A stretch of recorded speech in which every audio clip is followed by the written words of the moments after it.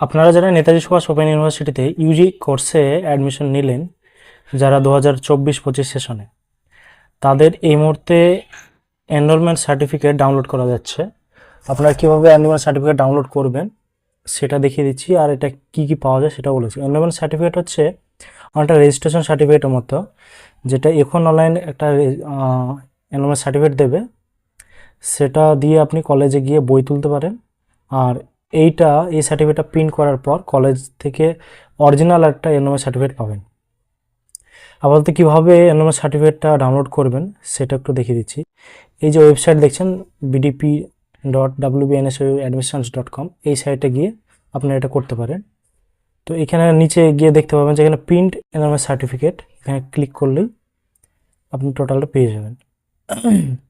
তো এখানে দেখুন নতুন একটা আচ্ছা, এগুলো ডিটেলস দেওয়ার পর লগ ইন করে নিলাম। লগ ইন করলে একটা নতুন পেজ চলে এলো, যেটা এখানে দেখতে পাচ্ছেন। এবার এখানে একদম নিচে গেলে শেষে দিকে দেখবেন যে প্রিন্ট এনরোলমেন্ট সার্টিফিকেট, এখানে ক্লিক করবেন। করার পর দেখবেন এনরোলমেন্ট সার্টিফিকেট একটা চলে এসছে।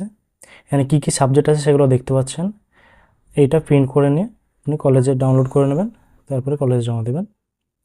তাহলে কলেজে জমা দিলে নতুন যে বইগুলো সেগুলো আপনি পেয়ে যাবেন। আর পরবর্তীতে এটা অরিজিনাল একটা সার্টিফিকেট পাওয়া যাবে, যেটা আপনি সংগ্রহ করে নিতে পারবেন কলেজ থেকে। এটা একান্ত জরুরি, তাই প্রত্যেকেই